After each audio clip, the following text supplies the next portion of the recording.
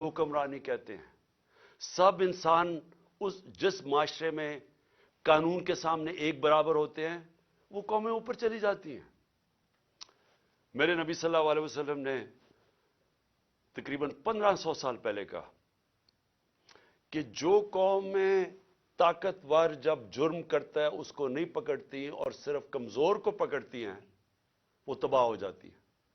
آج اگر آپ نے ساری دنیا میں خوشحالی دیکھنی ہے اور غربت دیکھنی ہے تو ایک ہی چیز ہے جو فرق کرتی ہے، وسائل نہیں. جو قومیں خوشحال ہیں وہاں قانون کی حکمرانی ہے، رول آف لا ہے، انصاف ہے. اور جو تباہ ہیں وہ ساری وسائل کے باوجود جنگل کا قانون ہے، طاقت کی حکمرانی ہے، مائٹ از رائٹ ہے. جو طاقتور فیصلہ کرتا ہے اس ملک کی عدالتیں اس کے ساتھ کھڑی ہو جاتی ہیں. عدالتوں کا کام ہوتا ہے کمزور اور طاقتور کو ایک برابر رکھنا. حضرت ابو بکر جب خلیفہ بنے پہلی تقریر ان کی کہ میں طاقتور اور کمزور کو ایک برابر کروں گا. حضرت عمر خلیفہ بنے، انہوں نے واضح طور پہ کہا کہ میں انصاف کروں گا، کوئی طاقتور قانون سے اوپر نہیں ہے. حضرت علی خلیفہ بنے، پہلی سٹیٹمنٹ سب کی مشن سٹیٹمنٹ تھی میں انصاف کروں گا. تو میرے پاکستانیوں، آج ہم ادھر کھڑے ہوئے ہیں کہ ایک طرف ایک طاقتور ٹولہ مافیاز جن کو عادت پڑی ہوئی ہے قانون کے اوپر رہنے کی، جب عدالتیں ان کی بات نہیں سنتی ڈنڈوں سے سپریم کورٹ کے چیف جسٹس کو اٹیک کر کے بھگایا انہوں نے. پھر پیسے چلائے باقی ججز کے اوپر، بریف کیس چلے، کوئٹہ بینچ کو خریدا گیا، ٹیلی فون کر کر کے فیصلے لیے کہ جج صاحب اس کو فلانے کو اتنی قید کرنا. عادت پڑی ہوئی ہے ان کو کہ اپنے ججز اپنی جوڈیشری کو کنٹرول کرے. کوئی انصاف اس ملک میں نہ آنے دیں کیونکہ جو طاقتور مجرم ہوتا ہے وہ ہمیشہ اپنے آپ کو قانون سے اوپر رکھنا چاہتا ہے. مارشل لا لگتا تھا، قانون ختم، انصاف ختم. تو آج ہم ادھر کھڑے ہیں کہ اس وقت آئین کی پروٹیکشن کے لیے، اس کی حفاظت کے لیے ساری قوم اب اپنی عدلیہ کی طرف دیکھ رہی ہے. اور جو دوسری طرف ہے سارا جو ٹولہ جمع ہوا ہے سٹیٹس کو کا، مافیاز جنہوں نے اس ملک کو 30 سال سے چوری کر کے لوٹا، پیسہ باہر بھجوایا، اور ان کا ایک مقصد ہے کسی طرح وہ پیسہ بچ جائے، کوئی ایسی چیز نہ ہو جائے کہ ان کا پیسہ خطرے میں آ جائے جو اتنی محنت سے انہوں نے چوری کیا. پہلے جنرل مشرف نے این آر او دیا ان کو، سارے جو دو پاکستان کا پیسہ تھا سرے مال کا، یہاں سے چوری ہو کے پیسہ گیا تھا، سرے مال خریدا. سوئٹزرلینڈ میں $60 ملین پڑے ہوئے تھے، ایک این آر او دے کے ان کو معاف کر دیا. ادھر سے ہدایبہ پیپر مل 90 کی دہائی میں $1 ارب کی کرپشن منی لانڈرنگ کی ہوئی تھی شریف خاندان نے، اس کے اوپر اس کو روک دیا ڈیل کر کے.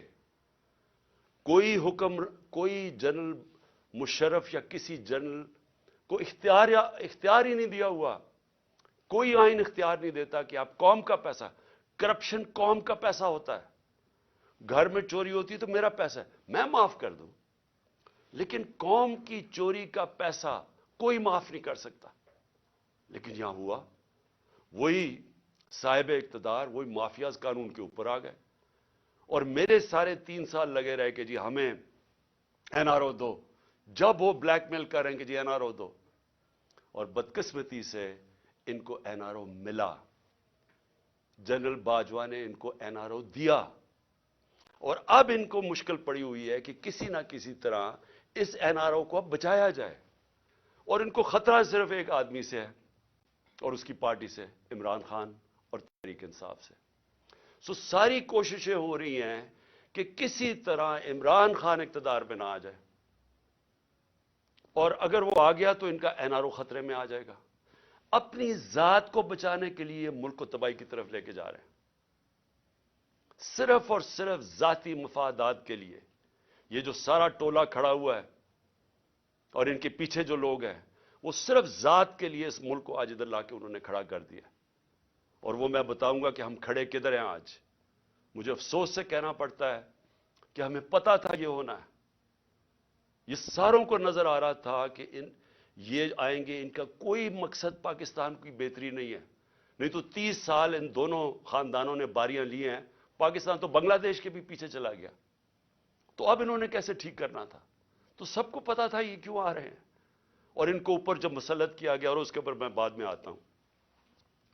تو میں آج پہلے تو اپنی عدلیہ کو اپنی قوم کی طرف سے خراج تحسین پیش کرتا ہوں کہ ہماری ساری امیدیں اب پاکستان کی عدلیہ سے. بدقسمتی سے ماضی میں ہماری جو عدلیہ کا رول رہا ہے, مجھے افسوس سے کہنا پڑتا ہے کہ وہ طاقتور کے ساتھ کھڑی ہو جاتی تھی. انہوں نے کمزور کا ساتھ نہیں دیا. انہوں نے ہمیشہ وہ جو نظریہ ضرورت, ڈاکٹرن آف نیسیسٹی, اس کے تحت انہوں نے بدقسمتی سے ہماری جمہوریت کو بھی نقصان پہنچایا. کہ جدھر رول آف لا نہیں ہے, جدھر قانون کی حکمرانی نہیں ہے, وہاں جمہوریت نہیں ہے. کوئی یہ نہ سمجھے کہ جدھر جنگل کا قانون ہے وہاں جمہوریت آئے گی. ہو ہی نہیں سکتا. الیکشن تو ساری دنیا میں ہوتے ہیں. کون سے ڈکٹیٹر نے الیکشن کروائے؟ کون سی ڈیولپنگ دنیا میں الیکشنز نہیں ہوئے؟ لیکن جمہوریت نہیں ہے وہاں. کیونکہ جمہوریت تو آتی تب ہے جب رول آف لا ہو, اور رول آف لا آنے ہی نہیں دیا یہاں. مارشل لا لگتا تھا, ویسے ہی ڈاکٹرن آف نیسیسٹی, نظریہ ضرورت آ جاتی تھی. اور نہیں تو جب یہ دو جماعتیں آئی ہیں, انہوں نے اپنے آپ کو قانون کے اوپر رکھنا تھا, تو انہوں نے بھی عدلیہ کے نظام کو چینج کیا. جو ڈنڈے مار کے چیف جسٹس سجاد علی شاہ کو اس کے اٹیک کیا سپریم کورٹ کو, وہ ایک جمہوری حکومت نے کیا تھا, مارشل لا نے نہیں کیا. ان کو اتنا خوف تھا آزاد عدلیہ سے, کیونکہ یہ جب چوری کرتے ہیں تو یہ دیکھ ہی نہیں سکتے کہ اس ملک کی عدلیہ آزاد ہو جائے, کیونکہ چوری پکڑی جائے گی. اور وہی سجاد علی شاہ کر رہے تھے, جسٹس سجاد علی شاہ. اور انہوں نے اس کو اٹیک کر کے ہٹایا گیا. ججز خریدے, بغاوت کروائی سپریم کورٹ میں, صرف اپنی چوری بچانے کے لیے. اور آج بھی ہم وہاں کھڑے ہیں کہ یہ پورا ہماری عدلیہ کے اوپر زور لگا رہے ہیں. ہر قسم کا اب یہ بلیک میل کریں گے. ہر قسم کی ان کی ایک ہی کوشش ہوگی کہ پاکستان کی عدلیہ پھر ان طاقتور کا, ان چوروں کا ساتھ دے. اور اس کے لیے یہ بلیک میل کر رہے ہیں. اور ہر قسم کی, میں اپنی قوم کو کہنا چاہتا ہوں, تیاری کریں آپ. انہوں نے ہر قسم کا پریشر ڈالنا ہے عدلیہ پہ, جو انہوں نے ماضی میں کیا. اور انہوں نے ہر قسم کی کوشش کرنی ہے کہ پاکستان کا آئین جو واضح طریقے سے کہتا ہے کہ 90 دن کے آگے الیکشن نہیں جا سکتی. 90 دن کے بعد یہ دو کیئر ٹیکر گورنمنٹس, ان کے اوپر وائلیشن ہوگی آئین کی. ان کے اوپر یہ بالکل ان کا جو 900 کے ایک دن کے بعد, 90 کے ایک دن کے بعد, 90 دنوں کے بعد, ایک دن کے بعد یہ حکومتیں غیر آئینی ہو جائیں گی. ان کے کوئی آرڈرز نہیں سننے چاہیے کسی بھی بیوروکریٹس کو, کسی پولیس والے کو, کیونکہ قانون ان کو, آئین ان کو اجازت نہیں دیتا. تو جو اس ملک کی, میں قوم کو صرف آج سب سے پہلے تو یہ بتانا چاہتا ہوں کہ اپنی عدلیہ کے ساتھ ہم نے کھڑے ہونا ہے.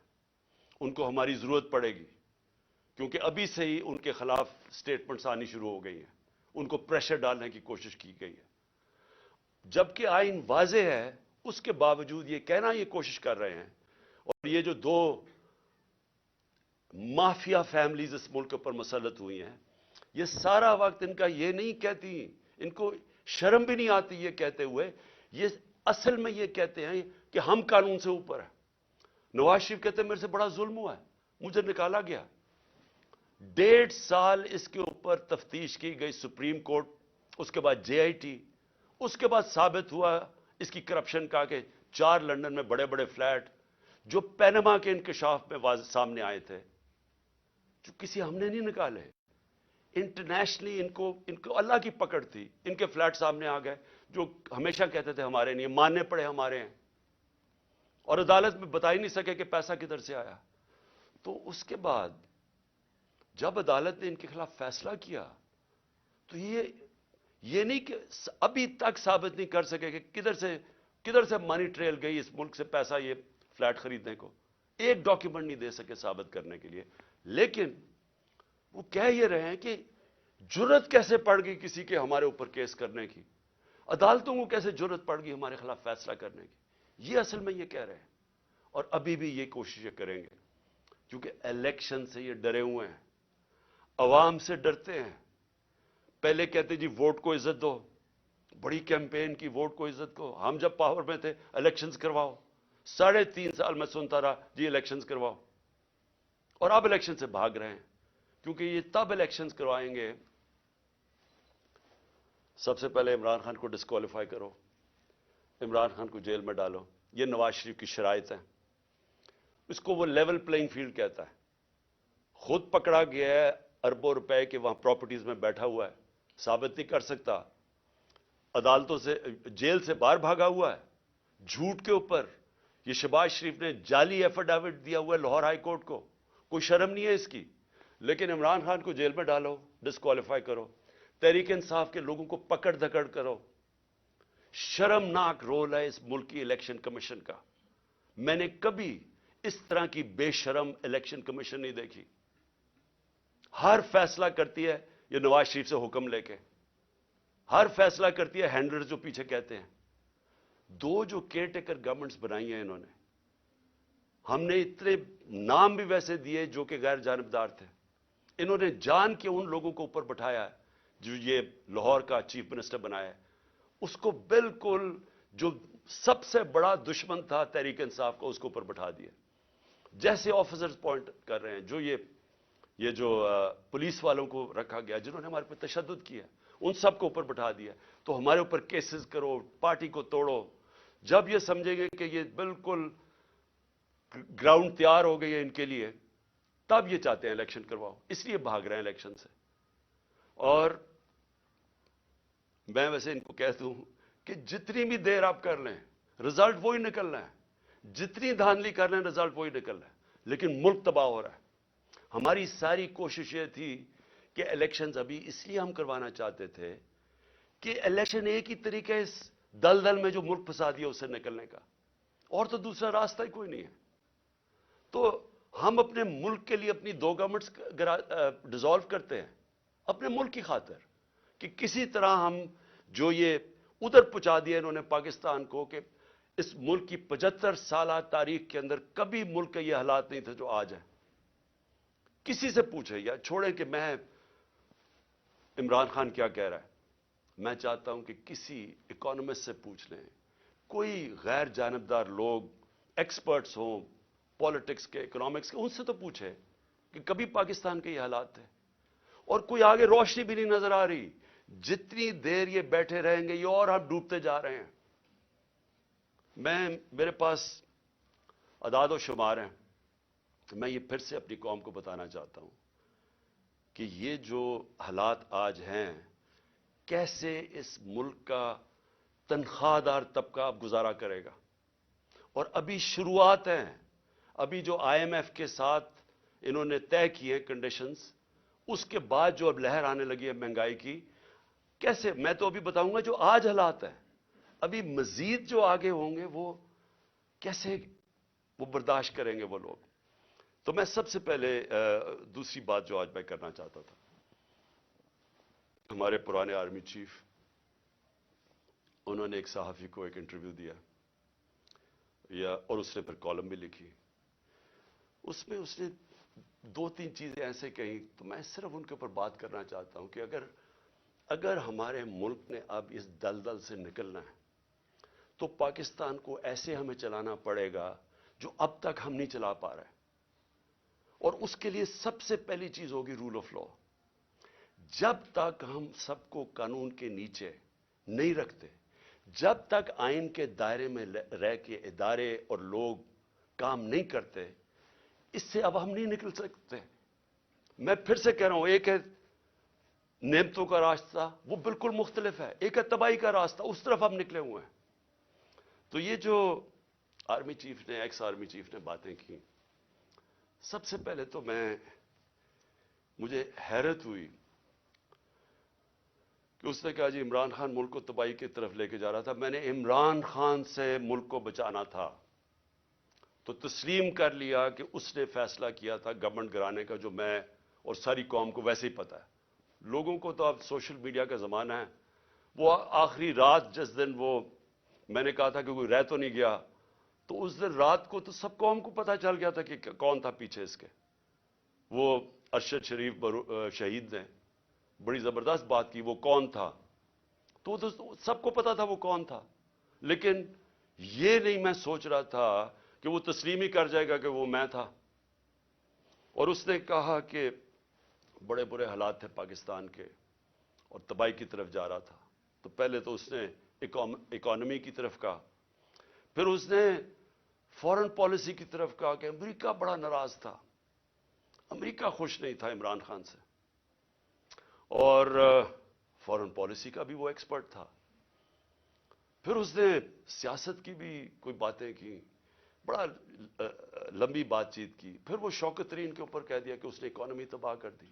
تو اکانومی کا بھی ایکسپرٹ، پالیٹکس کا بھی ایکسپرٹ، فورن پالیسی کا بھی ایکسپرٹ وہ. دیکھیں یہ آگے جو میں اب ملک کو آگے کا سوچ رہا ہوں نا کہ ملک آگے کیسے بڑھے گا. دیکھیں یہ ایک آدمی کے پاس جب اتنی زیادہ پاور آ جاتی ہے، جو پاور اس جنرل باجوہ کے پاس تھی کہ سپر کنگ تھا، سب کے اوپر بیٹھا ہوا تھا، سارے فیصلے اس کے. گورنمنٹ تب تک ٹھیک، یعنی گورنمنٹ کے کام تب تک ہوتے تھے جب تک جنرل باجوہ فیصلہ کرے کہ ہاں یہ ٹھیک ہے. لیکن اگر میں عمران خان کہہ رہے کہ اس ملک میں احتساب ہونا چاہیے، جو 30 سال سے ملک کو چوری کر رہے تھے، جن کے پرانے کیسز بنے ہوئے ہیں، سوائے شہباز شریف کے 2 TT کیس اور وہ جو اس کا FIA میں مقصود چپڑاسی والا کیس تھا 16 ارب کا، اور TT کا 8 ارب، جو اوپن اینڈ شٹ کیسز تھے، ان کے علاوہ تو سارے پرانے کیسز تھے. لیکن جب باجوہ صاحب نے فیصلہ کر لیا کہ احتساب نہیں ہوگا، تو احتساب نہیں ہو سکتا، کیونکہ اس نے اس میں تسلیم بھی کر دیا کہ نیب کو بھی وہ کنٹرول کرتے تھے. سو نیب بھی ان کے ہاتھ میں تھی، تو اکاؤنٹیبلٹی اگر وہ نہیں فیصلہ کرتے تو نہیں ہو سکتی، کیونکہ سپر کنگ ہے وہاں بیٹھے ہوئے. اس سے کیا چیز سامنے آئی کہ ایک آدمی کو جب اتنی زیادہ پاور مل جائے لیکن اس کو کوئی پوچھنے والا نہیں ہے، کوئی چیک نہیں کر سکتا. تنقید تو عمران خان کی ہوتی تھی ہر دوسرے دن، ہر روز ٹی وی پہ گالیاں سن رہا ہوں، تنقید ہو رہی ہے. پنچنگ بیگ تو میں تھا، پاور وہ لے کے بیٹھے تھے. فیصلہ جو کرنا ہے وہ، اگر وہ فیصلہ میں کوئی پالیسی وہ مانتے تھے تو وہ ہو جاتی تھی. اور خوش قسمتی سے کرونا کے اوپر ہم ایک پیج پہ آ گئے، کیونکہ ہم نے بڑا فیصلہ کیا کہ سمارٹ لاک ڈاؤن ہونا. ہم اپنے لوگوں کو تباہی میں نہیں ڈالنے لگے، کیونکہ غریب نے کچھ لے جانا تھا. اگر ہم لاک ڈاؤن کر دیتے غریب نے مر جانا تھا.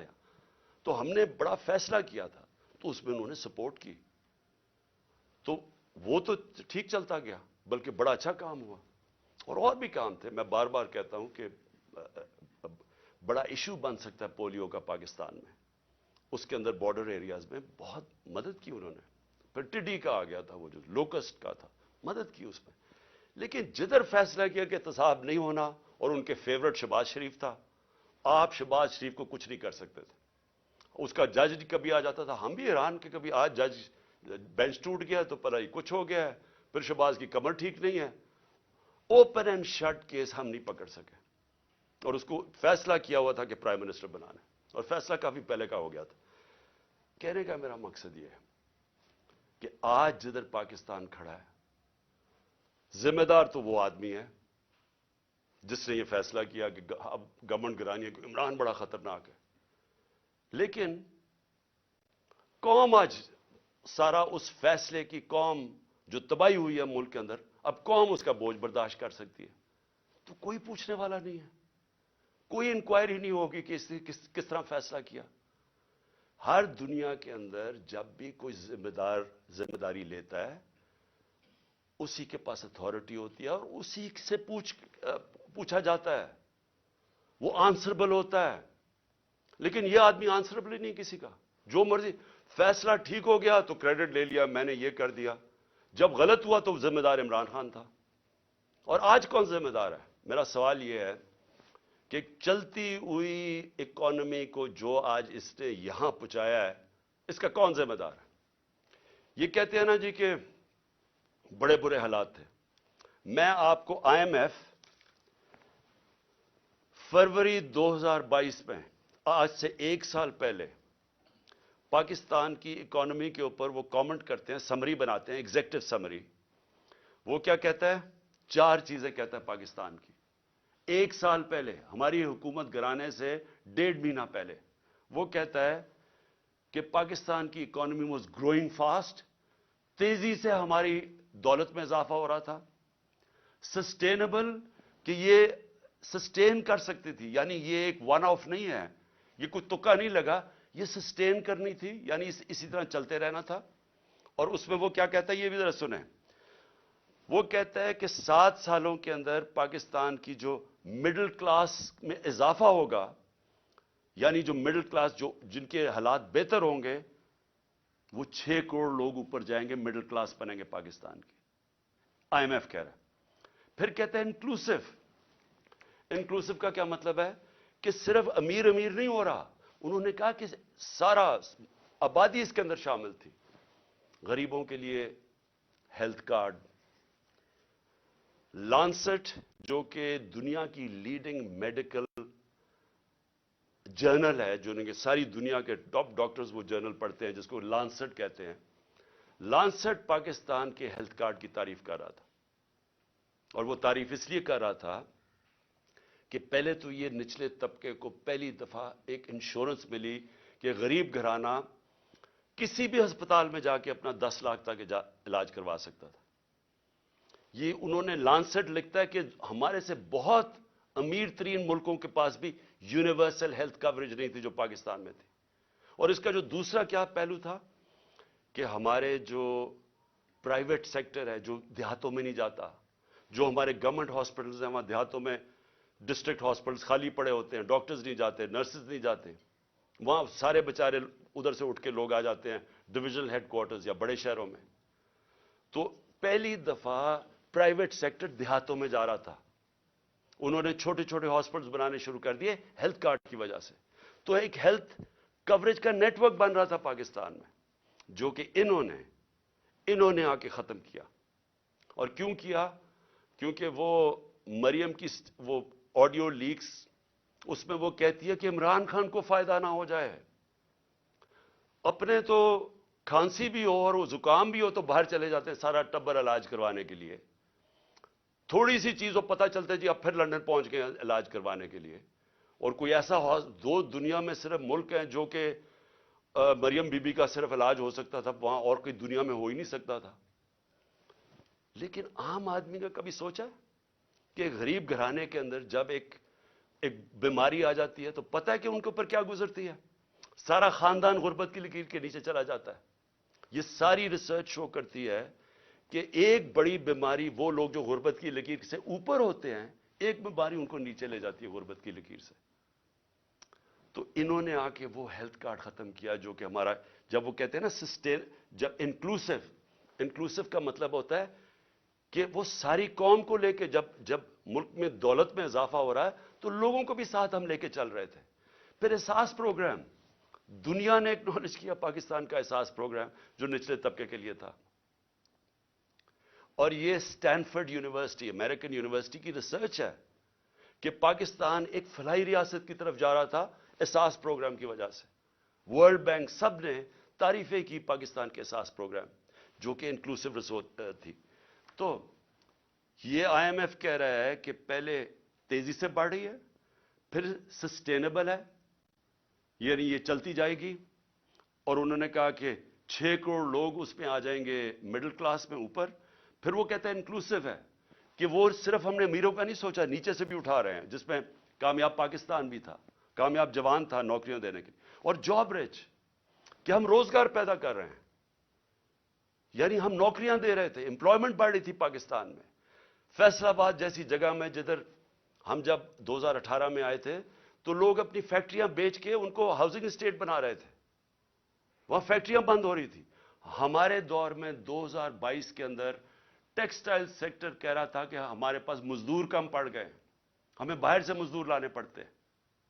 اور آج جا کے ذرا فیصل آباد میں پوچھیں کہ حالات کیا بے روزگاری کے۔ تو میں اب اس کے بعد صرف 2-3 اور چیزیں کہنا چاہتا ہوں، اور میں یہ اس لیے کہنا چاہتا ہوں کہ یہ ملک کو بچا رہے تھے، جنرل باجوہ عمران خان کو ملک سے بچا رہے تھے، تباہی سے بچا رہے تھے۔ تو یہ ذرا تباہی کا ذرا میں صرف قوم کے سامنے رکھنا چاہتا ہوں کہ 10 مہینے کے اندر کیا ہوا ہے پاکستان میں۔ جو اس ملک کے اندر مہنگائی ہوئی ہے، انفلیشن ہوئی ہے، اگر آپ کے ایک نچلے طبقے کے خاندان کے پاس اگر 30,000 روپے ان کی آمدنی تھی، اگر 30,000 آمدنی تھی پچھلے سال کی اپریل میں، آج اس کی خریدنے کی کیپیسٹی کہ وہ کتنی چیزیں خرید سکتا ہے، وہ رہ گئی ہے 20,000۔ اور لوگوں کی آمدنی سے 10,000، 30,000 میں 10,000 روپیہ غائب ہو گیا مہنگائی کی وجہ سے۔ اور وہ کیوں ہے؟ میں ذرا پھر سے لوگوں کو بتانا چاہتا ہوں کہ وہ ملک کو جو بچایا جا رہا تھا عمران خان سے، وہ ذرا دیکھیں کہ بچا کے کیا ملک کے ساتھ۔ اور ابھی IMF کی جو اگریمنٹ ہوئی ہے، یہ مہنگائی ابھی آنی ہے مزید، جو روپیہ گرا ہے اس کی اور مہنگائی آنی ہے، لیکن ابھی تک جو مہنگائی ہے میں صرف اپریل سے اب تک آپ کو بتا دوں۔ آٹا، بنیادی چیز جو ایک انسان استعمال کرتا ہے، عام آدمی، 1170 روپیہ تھا 20 kg آٹا ہمارے دور پہ، آج وہ چلا گیا 2400 پہ، دگنا ہو گیا۔ گھی 470 روپے، 470 روپے کا جو گھی پر kg تھا ہمارے دور پہ، آج 550 پہ چلا گیا kg۔ لیکن جو سننے والی چیز ہے وہ ہم امپورٹ کرتے ہیں پام آئل۔ پام آئل کی قیمت انٹرنیشنل منڈی کے اندر آدھی ہو گئی ہے، اس کا کوئی فائدہ پاکستانیوں کو نہیں ہوا، کیونکہ یہاں مزید تقریباً 100 روپے اور مہنگا ہو گیا kg پہ۔ چکن، مرغی جو ہم استعمال کرتے ہیں، 268 روپے kg تھا ہمارے زمانے میں، آج 415 پہ پہنچ گیا۔ جو چاول 104 kg ہمارے زمانے میں تھا، 172 kg پہ پہنچ گیا۔ پیاز، جو عام آدمی پیاز اور روٹی کھانے والے لوگ ہیں، 62 روپے کلو تھا پیاز، آج پہنچ گیا 225 روپے کلو۔ دودھ، جو بچوں کے لیے بہت ضروری ہوتا ہے، بچوں کی ہڈیوں کے لیے، 117 روپے لیٹر تھا، آج 153 روپے لیٹر پہنچ گیا۔ جو عام آدمی استعمال کرتا ہے، کیونکہ گیس صرف جو پہنچائی جاتی ہے گھروں میں، وہ صرف 27% گھروں میں گیس پہنچائی جاتی ہے پائپ کے ذریعے، باقی لوگ سلنڈر استعمال کرتے ہیں۔ تو جو ہمارے زمانے میں 2,470 روپے سلنڈر تھا، 2,470 روپے کا سلنڈر، وہ آج 3400 روپے پہ پہنچ گیا، 3400 روپے پہ۔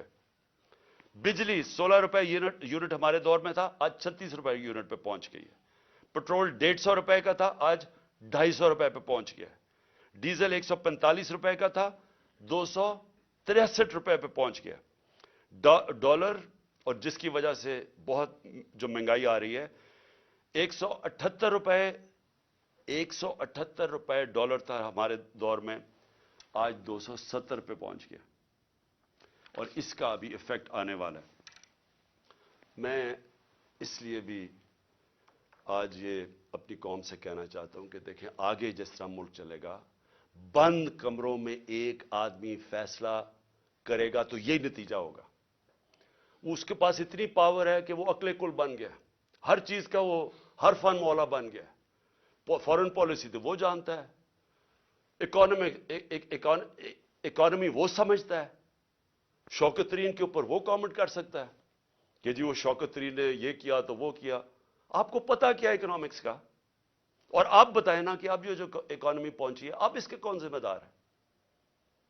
اور پھر پولیٹیکل سچویشن کے اوپر وہ بات کر رہا ہے کہ جی فلانے کو چیف منسٹر ہٹا دو تو اس کو لگا دو، جس کو لگا رہا ہے وہ لینڈ مافیا کا حصہ ہے، انہیں اس کو لگا دو، ویسے سب کر رہا ہے، لیکن ذمہ داری کوئی نہیں ہے۔ ذمہ داری عمران خان کی ہے جو کہ پنچنگ بیگ بنا ہوا تھا. تو پہلے تو پاکستان نے جو آگے بڑھنا ہے یہ اس کے اوپر ہمیں سوچنا پڑے گا کہ ایسے ملک پاکستان یا کوئی اور ملک ایسے آگے نہیں چل سکتا, اور ساروں کو آئین کے بیچ میں رہ کے چلنا پڑے گا. اگر ہم نے اس ملک کو بچانا ہے ان حالات سے, تو یہ صرف کوئی اکانومی کا ماہر نہیں بچا سکتا. اوور آل جو پولیٹیکل اکانومی کہتے ہیں, اس ملک کی گورننس سسٹم کیسے ٹھیک کرنی ہے. سب سے بڑے جو ہمارے پاکستان کو جو اس دلدل سے نکال سکتے ہیں وہ اوورسیز پاکستانی. ابھی ہمیں بڑا فخر تھا, ترکی میں ہم پڑھ رہے تھے کہ ایک پاکستانی نے $30 ملین دیے, جو بڑے مشکل امتحان سے ہمارے ترک بھائی گزر رہے ہیں جدھر سے زلزلے کی وجہ سے. ایک پاکستانی نے $30 ملین دیے. تو سوچ لیں کہ پاکستانی جو باہر بیٹھے ہوئے ہیں ان کے پاس کس طرح کے وسائل ہیں. میں کئی ایسے پاکستانی جانتا ہوں. اگر ہم ملک کا یہاں ماحول گورننس ٹھیک کر لیں, یہاں رول آف لا لے آئیں, ان کو اعتماد ہو جائے ہمارے انصاف کے نظام پہ, کانٹریکٹ انفورسمنٹ, کہ اگر وہ سرمایہ کاری کرتے ہیں تو وہ ان کا کوئی قبضہ نہیں ہو جائے گا, ان کے گھروں پہ قبضہ, فلیٹوں پہ قبضہ, جس طرح کے پلاٹس پہ قبضہ ہوتا ہے. وہ اعتماد کی ضرورت ہے. اور جس وقت ہم نے اپنا نظام ٹھیک کر لیا, وہ اپنی انویسٹمنٹ لے کے آئیں گے. اس وقت صرف ریمیٹنسز ہم لے کے آئے تھے, سرمایہ کاری وہ نہیں کرتے پاکستان میں, وہ دبئی چلے جاتے ہیں کیونکہ ان کو وہاں اعتماد ہے ان کے سسٹم پہ. لیکن پاکستان سے وہ وہاں نہیں کرتے کیونکہ اعتماد نہیں ہے. اور اعتماد اس لیے نہیں ہے کہ ایک آدمی فیصلہ کر کے گورنمنٹ گرا دیتا ہے, ایک دم پالیسیز چینج ہو جاتی ہیں. جس ملک میں سرٹنٹی نہیں ہے, پولیٹیکل سرٹنٹی نہیں ہے, وہ کبھی بھی اس ملک میں وہ اس طرح کی سرمایہ کاری اور خوشحالی نہیں آ سکتی. تو ہم نے پاکستان کو جو نکالنا ہے اس میں ہم نے اپنی اکانومی ٹھیک کرنے کے لیے سب سے پہلے اپنا گورننس سسٹم ٹھیک کرنا ہے. ایک سرٹنٹی لے کے آنی ہے, ایک پریڈکٹیبلٹی جو انگریزی میں کہتے ہیں. یعنی جو آج سرمایہ کاری کرے اسے پتا تو چلے کہ ملک آگے 5 سال کس طرح جائے گا. اس کے لیے سب سے پہلا قدم صاف اور شفاف الیکشن ہے. جب تک ہم صاف اور شفاف الیکشن نہیں کرواتے, ملک کے اندر استحکام نہیں آتا. جب تک پولیٹیکل سٹیبلٹی نہیں آتی, اکانومی سٹیبلائز نہیں کرتی. اور کوئی مجھے آج بتا دے کہ اس کے علاوہ کوئی حل ہے. ہمارا مسئلہ یہ ہے کہ ہمارا پالا پڑا ہوا ان لوگوں سے جو ملک کا نہیں سوچ رہے. ان کے پیسے باہر پڑے ہیں, ان کی اربوں ڈالر باہر پڑے ہیں. ان کو کوئی فکر نہیں ہے کہ اگر پاکستان نیچے جاتا ہے تو ان کو کوئی نقصان نہیں ہوتا, کیونکہ ان کے ڈالر تو اوپر جا رہے ہیں روپے کے مقابلے میں, ان کو کوئی فرق نہیں پڑتا. لیکن جن پاکستانیوں کا جینا مرنا پاکستان میں ہے, ان کو بڑا فکر کرنی چاہیے آج کہ اس وقت ہم جدھر کھڑے ہیں, یہ ہماری ان پالیسیز اور ان لوگوں نے, مافیاز, اپنی چوری بچاتے بچاتے ہمیں گھٹنوں پہ یہ لے آئے.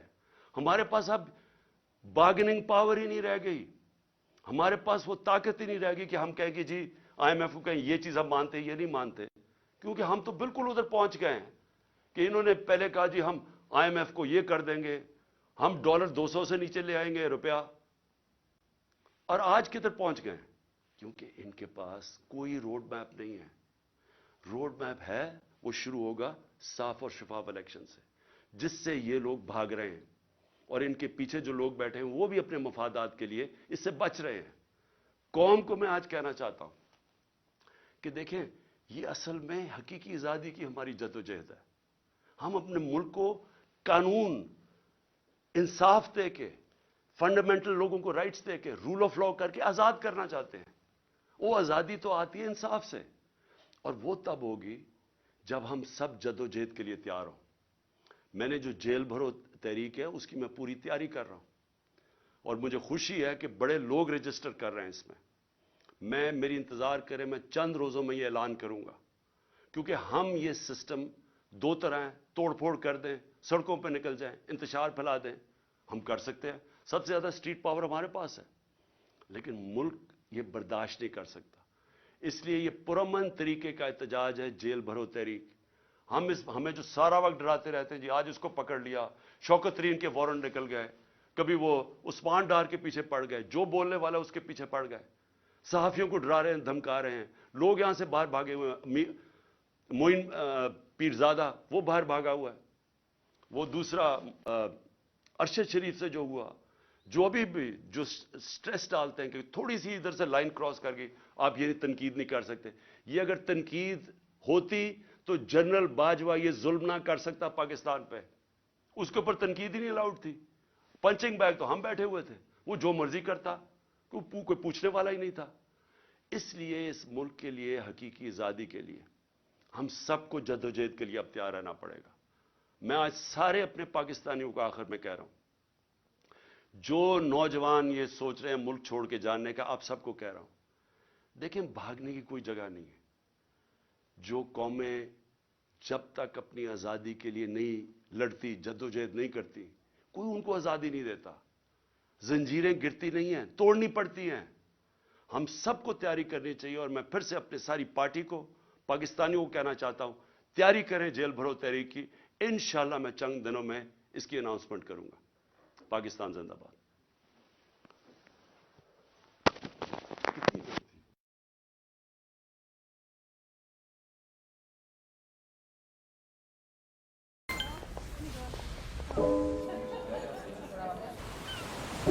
Nothing. Absolutely nothing. Ramona y Julián. It really is something. With Expedia, you can save when you book your flight, hotel, and car as one customized package. So you can have a bit more money to do even less. Atoll protected.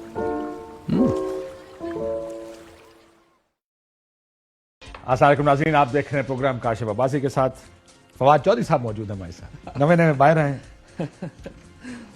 Fawad साहब, I hope आपका stay अच्छा था वहाँ.